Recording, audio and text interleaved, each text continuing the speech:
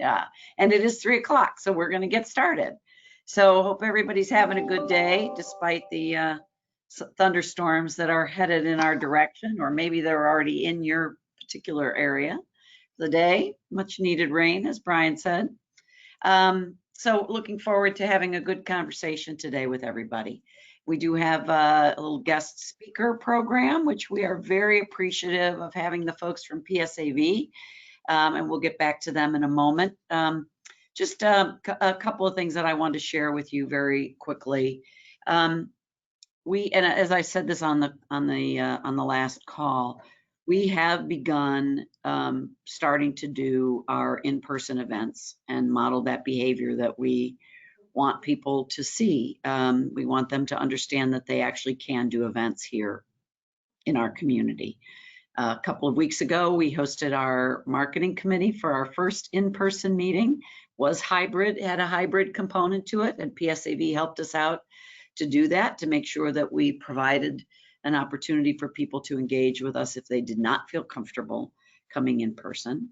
And we did the same with our first all-staff meeting yesterday, the first all-staff meeting that was in person since mid-March. So it was great to have a section of the ballroom set up and have chairs set every 6 feet and have everyone wear masks, but to actually be able to see people's faces and to be able to interact before and after the meeting. So, it's these little things that are really important these days that maybe we didn't realize before. And PSAV was a partner and helped us do that again yesterday as well. So looking forward to hearing from them.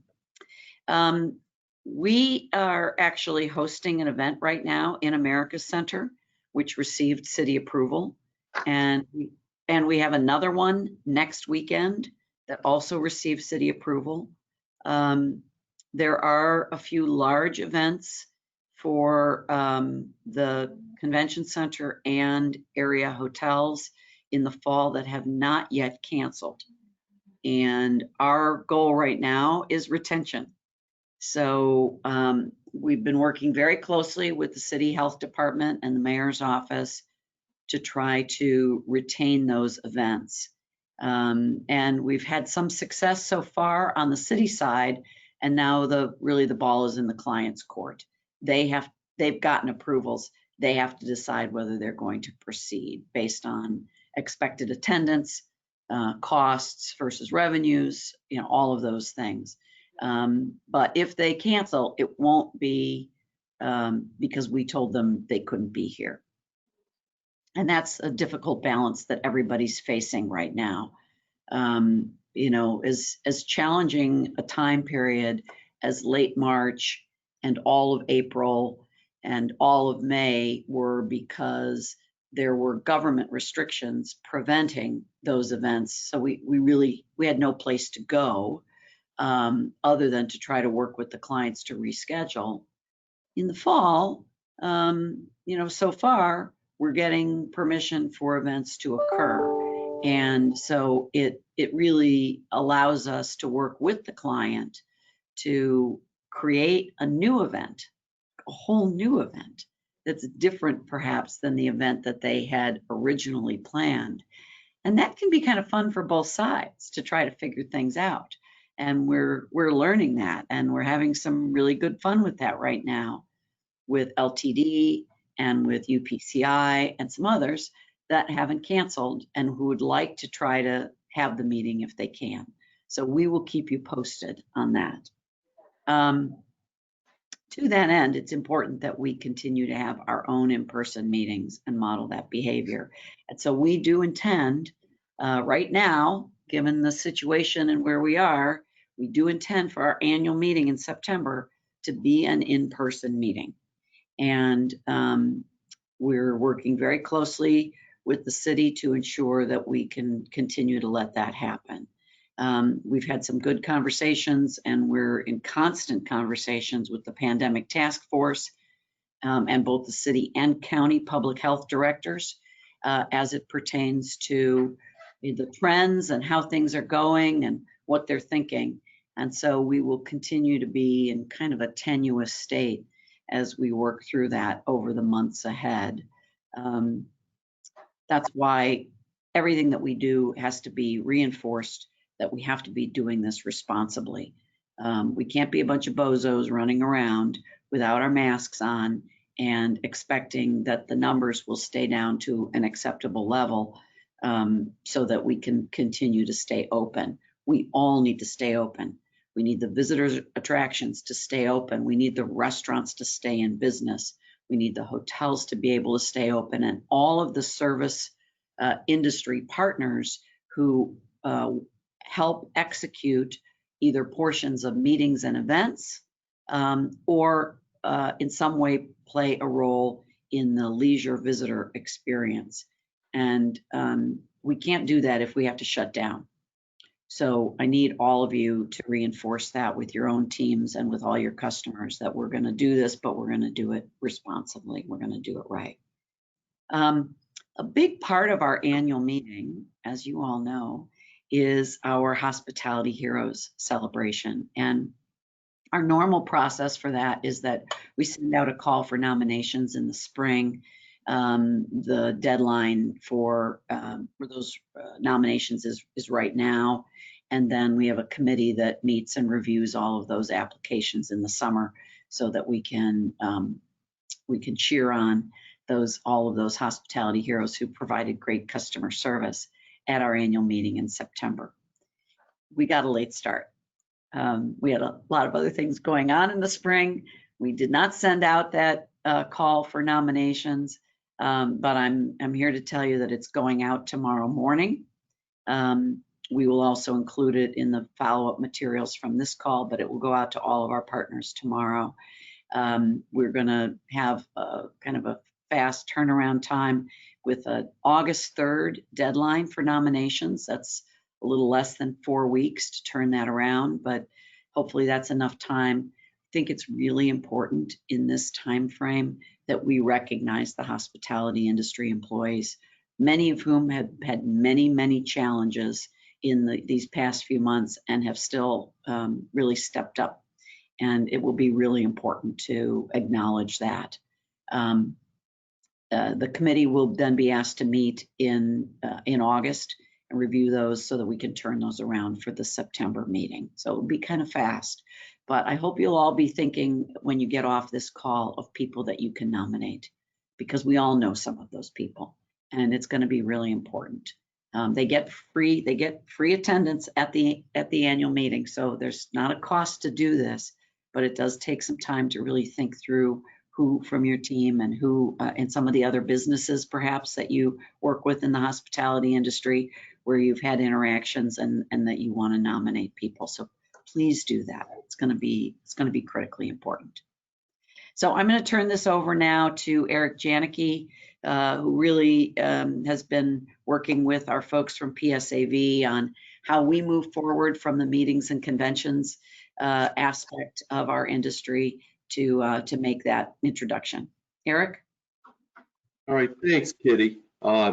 We thought it would be appropriate over the last couple of weeks. PSAV was presenting to us different virtual and hybrid meeting solutions, with the understanding that customers do want in-person meetings, but right now we're looking virtual or hybrid virtual going forward. So I want to introduce Steve Donlan, who is the Regional Sales Director for PSAV, and Ryan Gunn, who is our own Director on Property at the America Center. And they're going to do a short presentation on what these different solutions are that are out there in the marketplace and what feedback they're getting. So I'm going to turn it over to them. Thank you, guys. Great, thanks so much. So real quick before I go into this content, just in case anybody doesn't know who PSAV is, we're a global full-service production company based here in the United States. If you do know us, chances are it's due to our large footprint as in-venue partners, much like at the America Center. We're also in a lot of locations here in the city of St. Louis. Myself, I oversee sales for much of the Midwest of the United States. I'm based out of Chicago. I work with the Chicago market, but I also oversee sales of PSAV in Missouri, Oklahoma, Arkansas, Illinois, Indiana, Michigan, and Ohio. So I see a wide range of different types of customers and hear from a lot of different types of people But it's also great that we have Ryan here as well, as he's had a lot of hands-on experience recently with some hybrid solutions for what we've been going through. But a big part of what we've been trying to do right now is gather as much intelligence for our community as we can in understanding what our customers are saying. So we have exposure to all different types of customers and their opinions on what they're doing with their meetings. We've been putting on a series of webinars, starting off weekly and then switching to bi-weekly, where we've been providing industry feedback, information, intelligence, putting on sessions like things like live from the living room, how to put on a webinar from your home, or like me from my basement, which I'm in right now. But we've been putting out polls in there and getting feedback, and it's been interesting seeing how customer opinion has been shifting. So I think in the beginning, a lot of us thought back in March or April, oh, this would be over by the summer. And in looking by that information and the data that you see there in our April sessions, a lot of people thought we'd be back again meeting in August and September. But we've seen our biggest spike as we've gone in here to June, where up to 40% of our respondents think they're not going to have their first in-person meeting until 2021. So that's very challenging, very, very difficult to hear overall. But we are seeing that's shifting, and a lot of that's going to happen with what's going on with our government and a lot of things that Kitty was just saying. If you go to the next slide for me.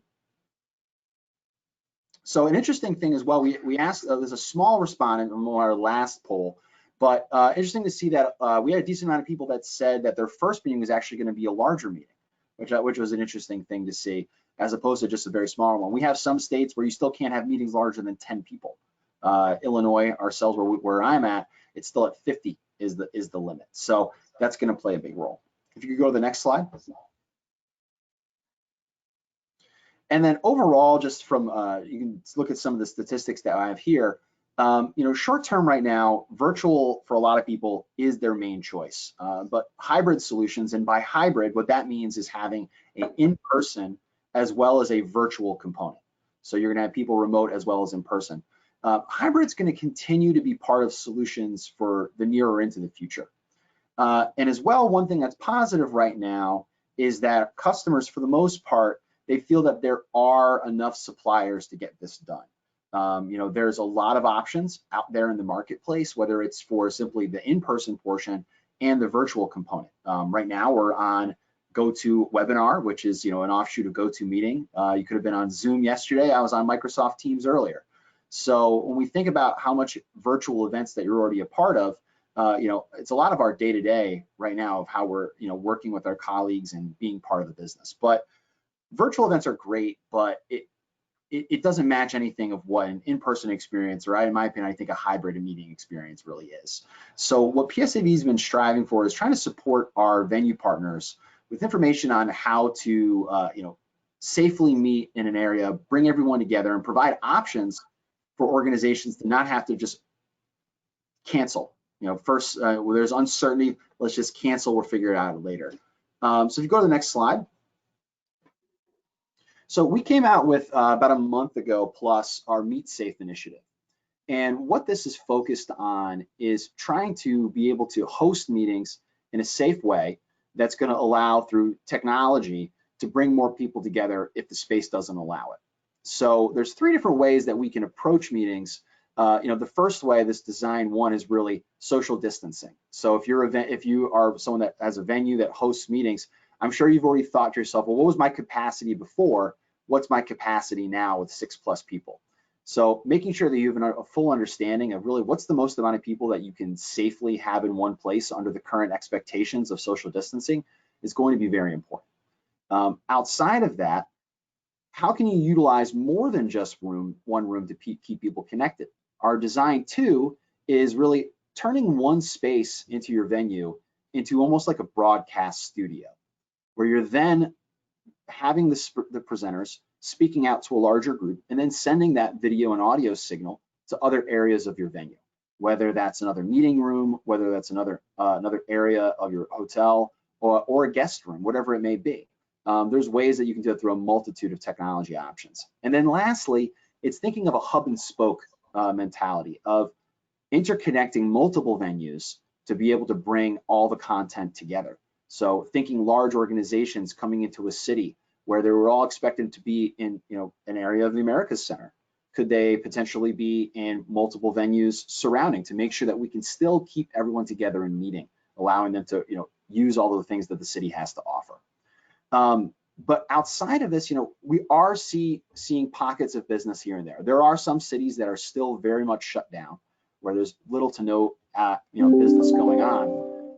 But we do have some business happening, and one of the reasons of having Ryan here is Ryan was part of a in-person meeting a few weeks ago that brought together upwards of close to 50 people. And Ryan, if you could share for the group a little bit about how that event went down and what were some of the details alongside of it. Yeah, thanks, Steve. That meeting, it was a corporate meeting, and the thing that struck me for that meeting and the other few that I've been a part of was everybody was very comfortable from top to bottom, and that was my perception over the course of a few days. Everyone wore masks. There was lunch served for part of it, and they were all sitting at their own 6-foot tables, 6 feet apart from each other in a classroom setting. I believe one of the rooms was more of a U shape, 6 feet apart. But like I said, everybody was extremely comfortable. I've noticed that in the corporate meeting, from staff in the meeting yesterday, and then some of the partner meetings that we've been a part of, that there is a large group of people out there that are very comfortable and they're ready to come back and meet if we can do it safely. And I think that we have shown, and Explore St. Louis has done a great job of showing that this can be done safely and we can actually do this in a safe environment. Great. So some of the things that have to come into play when you're thinking about, okay, how am I going to execute a hybrid solution? One thing that I always, when I talk to customers and partners, is making sure that you are thinking of ways that you're going to be able to engage those remote attendees, because that's going to dictate a lot of what those technology solutions you're going to choose. So I always like to ask, okay, so what experience are you looking for your virtual attendees to have? Are you going to need them to be able to talk to each other? Because that's going to change. It's going to be a broadcast. There's 3 different kind of flavors, so to say, that I like to say of events. So you have your, you have your video conferences or webinars like we're doing right now. You have multiple people able to interact in different ways. You have live streams, which are really a one-way broadcast that can allow for a little bit more flexibility and customization within a platform, where it's really a lot of people are just watching. You might have some simple Q&A, but it's not going to be the type of back and forth that we can have within this type of webinar atmosphere. And then lastly, you have fully immersive web platforms where it's going to be, you're going to have networking capabilities. You're going to have, gamification and engagement. You're going to have even virtual exhibit floors. So there are some really high-end solutions out there that can bring together a lot of the experiences that you are getting with an in-person experience, but remote. So if people are concerned, well, we need to have our exhibitors connected to all the attendees. That's why everyone was coming here. There are a lot of options that you still can do. You can connect people with their own one-on-one Zoom meeting. You can set up a marketplace where they can be available to hear that. You can have videos hosted of all of their content. These exhibitors, they've got this content ready to go. They're ready to still make these things happen. So as well, a big piece of advice for everybody that I have is, outside of meetings like this, I highly recommend you attend some virtual conferences, because for me, one of the ways that I can talk about audiovisual solutions and event solutions for customers is I've attended a lot of meetings. I've set up a lot of gear in my past. I have hands-on experience. I know what I'm talking about.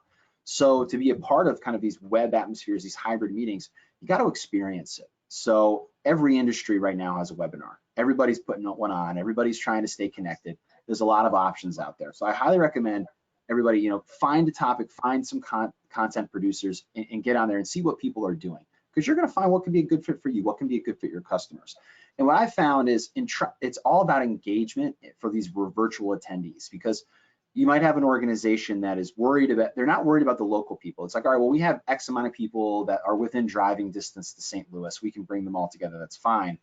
But what's going to draw all these external people in too?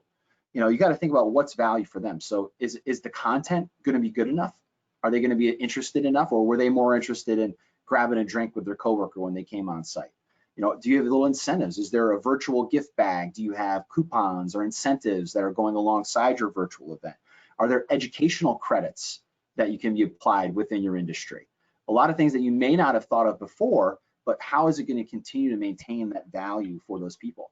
You got to think about duration of the events. Does it make sense to change the duration of your event? It's easy to sit in a meeting room with people, you're engaging, you're feeling that energy, you're working together. That's awesome, but when I'm sitting at home, I got my family upstairs, you know, I got all these things going on, I'm sitting in front of a computer, it's very easy to get distracted.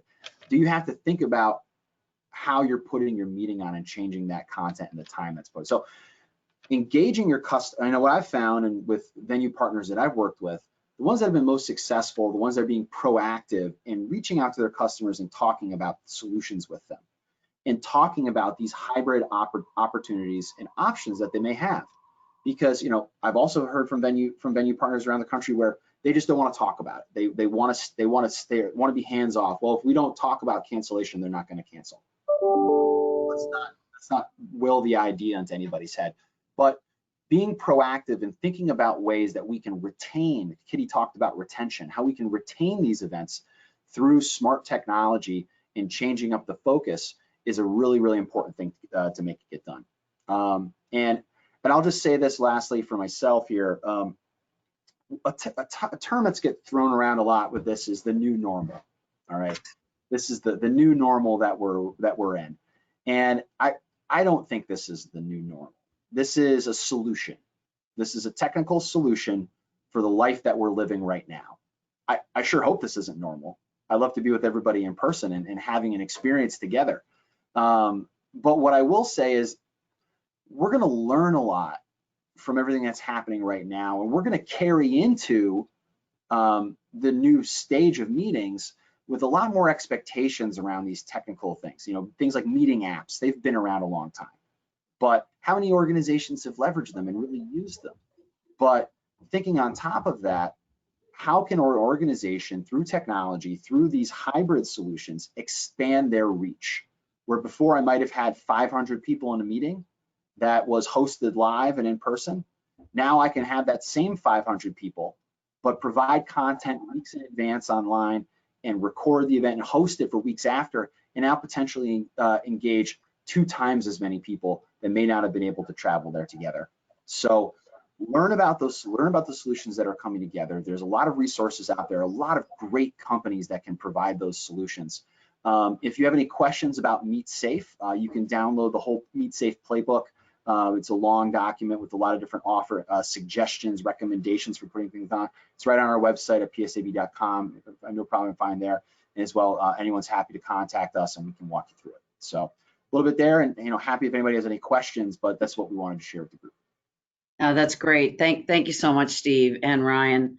Really appreciate the information, and it's great that the document is available for everybody on your website. I want to come out of the deck just for a minute, and we'll come right back to see if there are any questions. But I did ask Mark to show the pictures of our staff meeting yesterday, which he's going to put up right now. He took some photos, and we're going to see the entire photo selection.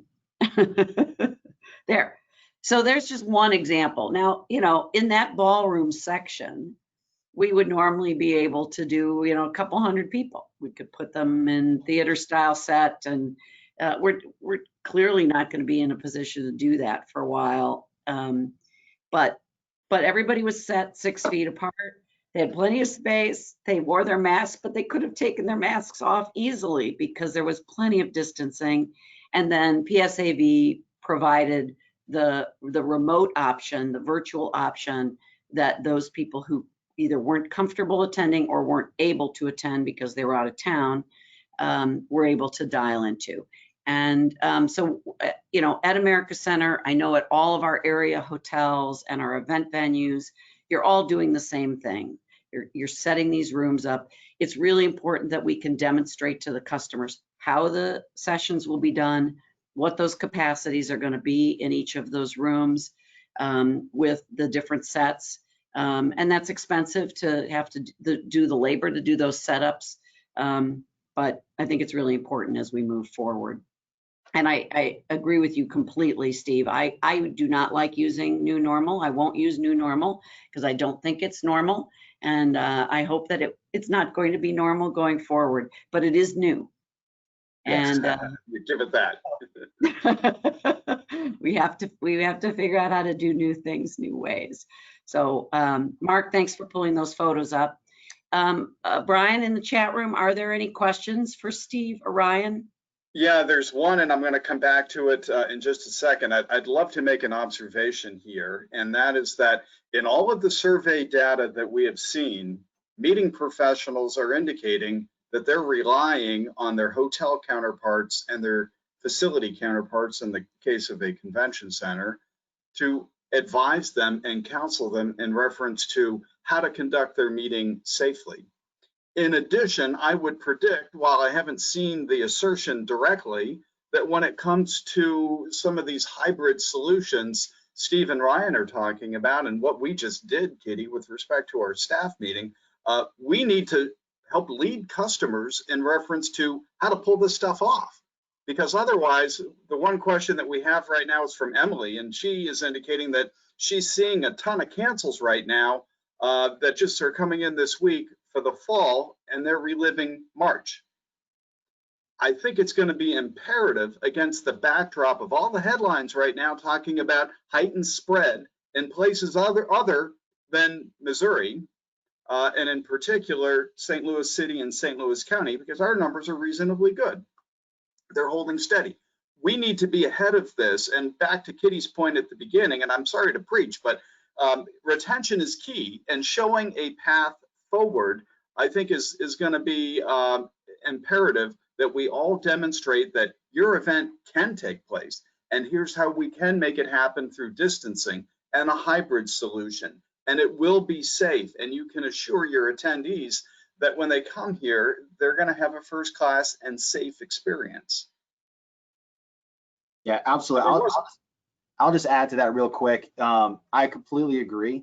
Very often working with venue partners, working with experienced meeting planners, they know how to plan a meeting, and they want you to know they know how to plan a meeting, and they're experts at what they do. But there's very few people that are true experts at this scenario, and those with the information and those with the knowledge need to share that and help people learn how to get through it. And meeting planners that I've talked to right now, I'm a member of PCMA and MPI, what they're saying is that they're being asked to plan 3 meetings right now. They got to plan in person, they got to plan virtual, and they got to plan hybrid. And often they're just coming up with ideas on their own with no true guidance. So if you can be proactive, and as well, be thinking about 2021. I mean, your Q1, your Q2, those people are looking at their contracts and saying, what am I on the hook for? Do I cut bait now? It's like, no, think proactively. What can you do? How can we solve this and make sure that you can still host your event? Absolutely. I just think we need to lead this dialogue, and we need to model the behavior. And Kitty, I know that's exactly what we're doing here at America's Center. Yeah, and I think it's important for all of us to understand that in the retention process, sales has to be a part of these efforts because they've got the skills. When you're talking about trying to retain business, you're basically reselling the business. And so, while convention services and event management and, all of the folks who work with clients to work through the logistics of how things get done once they get booked, all those skill sets are critical to the execution of the meeting. You sometimes have to have somebody in the room who also has the sales mindset, who helps guide the customer to, a winning solution. Because otherwise what you get is what Emily said, you get a cancellation because they just don't feel comfortable doing it, and they don't feel like they can do it, or too much of it's being put on them to try to have to figure out. So we're gonna have to work in teams better perhaps than we normally do, teams of people with different skill sets. So Ryan and Steve, thank you so much. Eric, thank you for inviting them to participate with us and be good partners as they always have been. But at this particular time, it's more important than ever. So it's really great. So Thank you. I'm turning over to you. Talk about anything that you would like to share with everybody in terms of what's happening in sales. Thanks, Kitty. And I just want to add to the reason why we brought PSAV in to present is because we brought them to our team to educate our players on how to sell better and sell solutions to customers, not just react to their emotional state. And we all know that, to Emily's point, customers are reacting to the unknown. There's no defined end right now, and they just don't want to take the risk. And that's where you have to talk through it with them to make it rational, their decision. And if the decision is rational, then work with them for a solution, whether it's this year or in the future. And that's really what our team has been trying to do with different events. I wanted to lead with a slide. You know, we've all of us work with Cvent from the hotel side as to sourcing a business.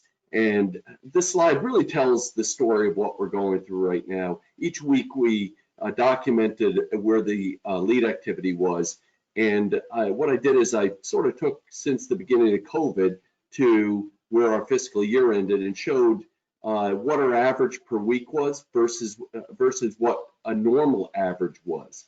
And it is really anemic.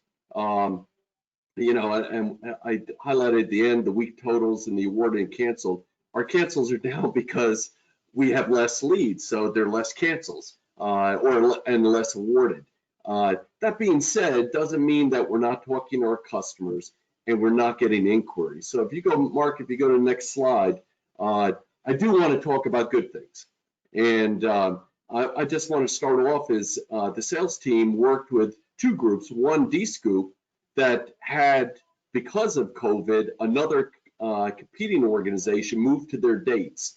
And they came to us and said, we need to move our dates. Well, at the same time, another group, NCTM, said to us, we can't do our meeting in 2020. We have to move the dates. So over the last couple months, the team has worked with both D-Scoop and NCTM to get D-Scoop the dates they need in 2021, which is May 16th to the 19th, and it's 5,200 room nights, and then moved NCTM into their dates, which allowed us to save 20,000, almost 21,000 room nights for the city.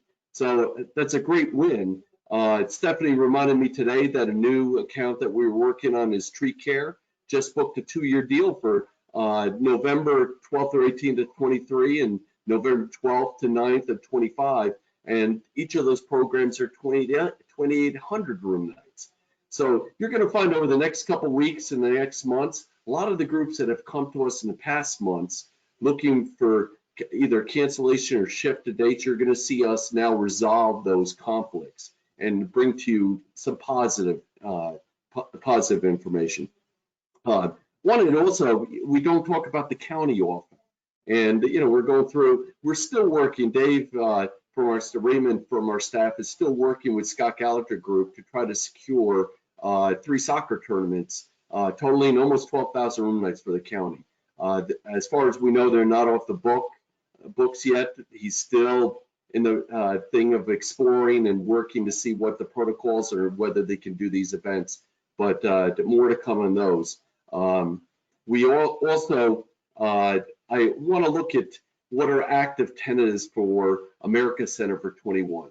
And right now, we have 22 bookings, a total of 110,000 room nights that are active tenants working for 2021. If we secure these, and I'm confident that the majority will be secured, puts us in a great pace position for 2021.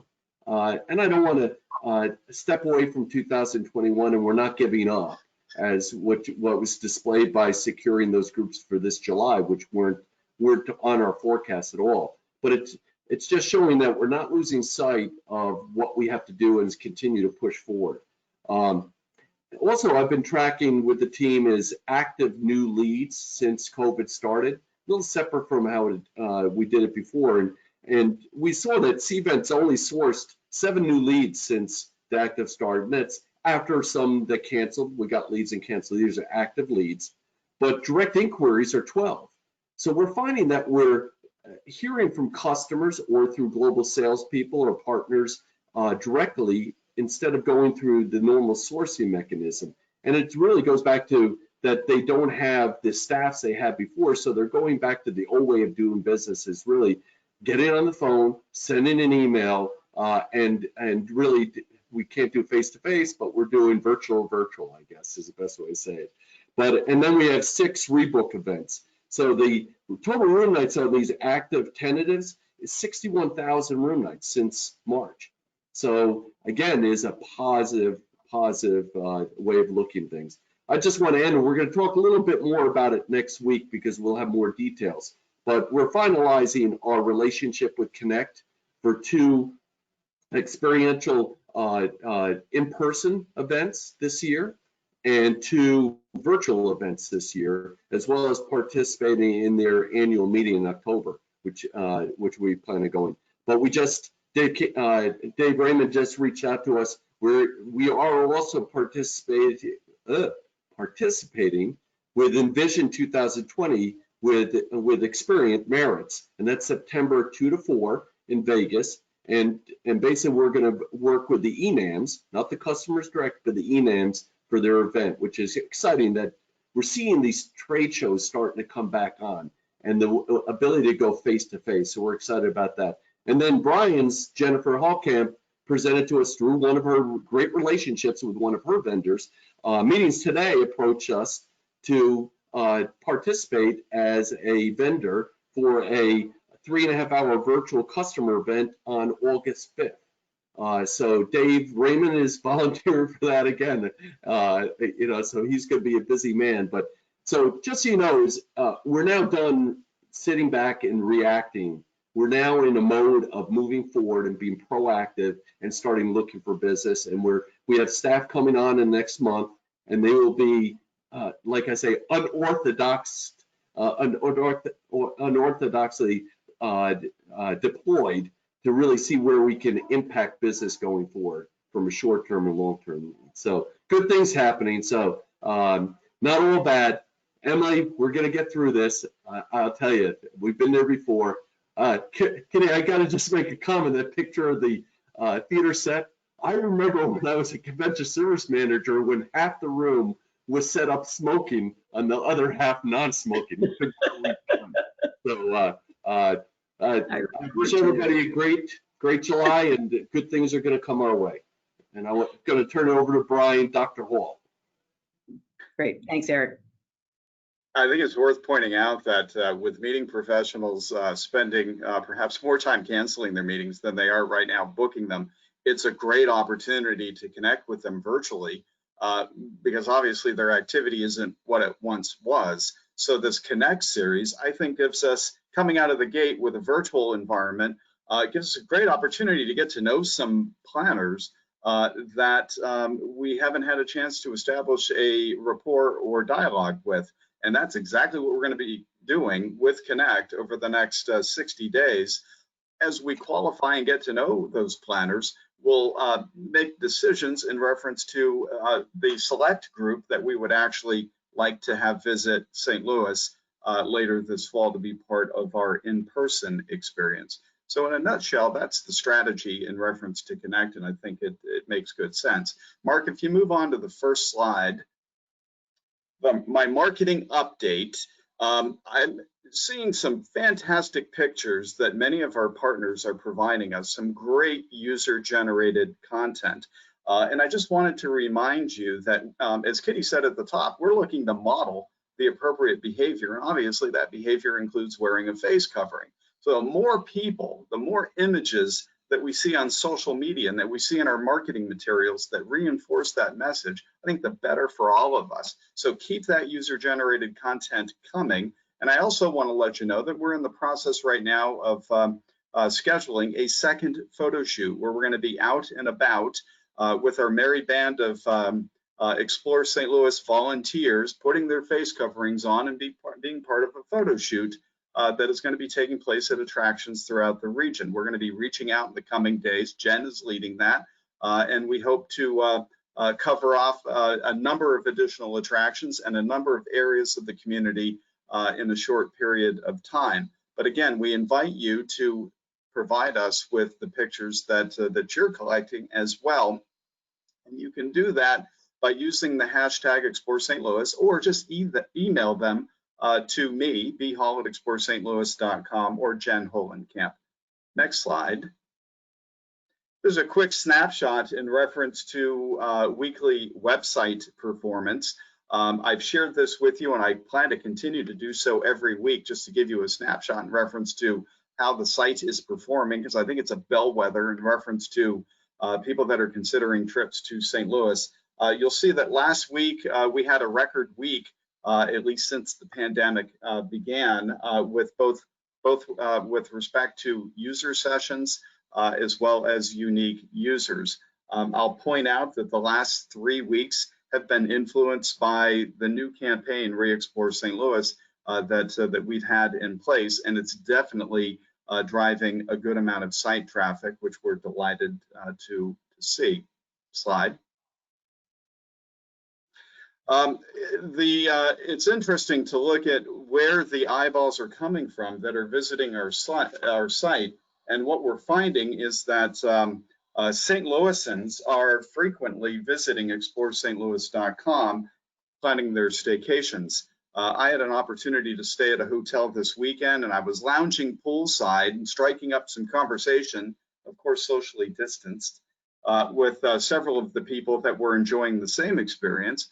And I found that 3 out of 4 of the families that were around the pool were they knew each other, they're from neighborhoods around St. Louis. So certainly when it comes to some of the occupancy volume that we're presently experiencing, particularly on Friday and Saturday nights, a lot of it are staycations that are being generated locally. And you can see some of the other feeder markets. Chicago surprises me. I love Chicago. They're continuing to express interest in traveling to St. Louis, showing up as our number 2 market, followed by Springfield, Mo, Kansas City. The no set number 5 simply means that Google can't tell us.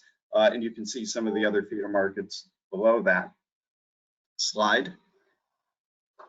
So a new feature that I plan to provide you with every week for a little bit of fun and inspiration are the top performing social posts on each one of our platforms, including Twitter, Facebook, and Instagram. And on the far right, Kitty, who doesn't like a baby elephant that was just born at the St. Louis Zoo?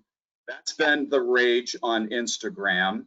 We've got a beautiful shot of a 4th of July fireworks celebration beneath the arch that did not take place this year, but took place previously, that did very well on Facebook. And then we've got Lohmeyer Sculpture Park that performed very well on our Twitter platform. And what I encourage everyone to do is that I would like your post on our platforms to be among the top posts as far as interaction and engagement. And I just want to remind everyone to provide your content to Mark Ermes or Jen Holenkamp so that we can shine a light on your respective attractions. Next slide. Now, this is another recurring feature. I'm going to continue to share this with you just so we can all keep our finger on the pulse of what's happening from a performance standpoint. This is weekly hotel occupancy for the metro area. And you'll see, interestingly, despite my expectation that we were going to see another uptick this past week, we actually leveled off and we came down ever so slightly in occupancy. But that was after 12 consecutive weeks of occupancy growth. Now, naturally, this occupancy is probably about 30 to 35% beneath the occupancy level that we would have expected during this time period, but we like to see the growth, do we not? Next, we're going to move on and look at day of week. Now, if you look at occupancy plotted by day of week over the past 28 days, there's a pretty distinct pattern here. A lot of leisure activity that's aggregating around the Friday, Saturday time period, and we're doing it consistently from weekend to weekend, and you see growth from weekend to weekend all the way through that time period. which is suggesting that that a lot of this volume is being produced by leisure travelers. We go to ADR next, which is an interesting story unto itself. We see that the ADR certainly suffered. A lot of this volume is being derived by discounts.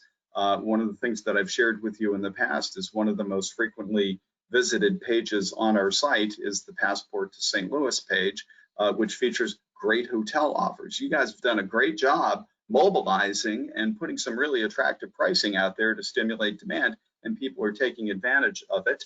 That is having an impact on the ADR for the region, which, Mark, if you go to the next slide, of course, that's going to translate into RevPAR performance, not being where we'd like to see it. But again, the trajectory of growth was 12 consecutive weeks. Then we plateaued a little bit last week, and hopefully when I provide this report to you next week, we'll see some growth and we'll get back on a path of seeing continued progress. We go to the next slide. Just a quick recap on the Passport to St. Louis campaign. We have a series of digital media that's influencing people within about a 200-mile radius. We're in the process right now of relaxing that a little bit and going a little bit further out to get into some other metropolitan areas that we believe that we can draw from. And we're constantly assessing and testing everything that we do, whether it be social media boosts or pay-per-click advertising or Google SEM and SEO. We're looking at the impact that it has to understand how we can best invest the limited dollars that we have to generate clicks into our website and ROI for all of our partners. Mark, if you go to the next slide, I've got two things to conclude with. We're introducing on Thursday, that would be tomorrow at 10 o'clock in the morning, we're going to be sending out a brand new e-communication feature to all of you, in addition to consumers in outlying areas that are proximate to St. Louis and ripe for us to target right now to attract to this community for a hospitality experience. It's a new newsletter that's going to be branded with our Re-Explore St. Louis Responsibly emblem that'll summarize some of the top things that are going on in our community topically. There will not be, each specific event activities or specific attractions, but we'll talk topically about the things that you can do. So the inaugural distribution of this new e-communications device is going to be tomorrow, so be on the lookout for it. And then we're going to take it, we're going to post it on the website. It will be a blog, and I predict that it will become one of the most frequently visited aspects of our site because it is exactly what people are looking for. When they're planning a vacation in a destination, they want to know about obviously what they can do and enjoy when they travel there. And speaking of things that people can do and enjoy when they travel here, mark the calendar if you haven't already. The 24th of July is the Cardinal season opener. Are you ready for some baseball, Eric and Kitty? I sure am. Even though we can't go and be there in person, we know this. Cardinal Nation is going to be excited, they're going to be motivated, and they're going to come to your businesses to be with other members of Cardinal Nation and celebrating their favorite sports franchise. And so what we are looking to do is curate content from all of you. Barry is in the process right now of sending out a partner lead. We're going to invite you to put together your Cardinal packages in any form that you would like them to take.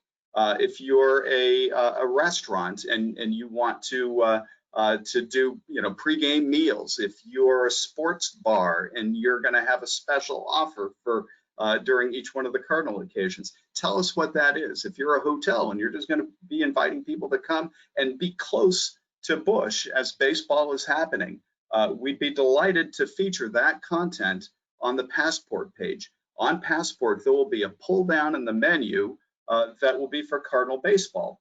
And all people need to do to see your offer is to pull down and click on that link, and we'll present all of the content to them so that they can come out and enjoy their Cardinal experience. So with that concludes my marketing update, Kitty. Great, thank you. Yes, we are very excited about baseball, and they may not let us in the stadium, but they can't stop us from being outside. So anyway, thanks for everything that we've shared with our partners in the call. I'm wondering if there are any questions from any of our partners. Do you see anything?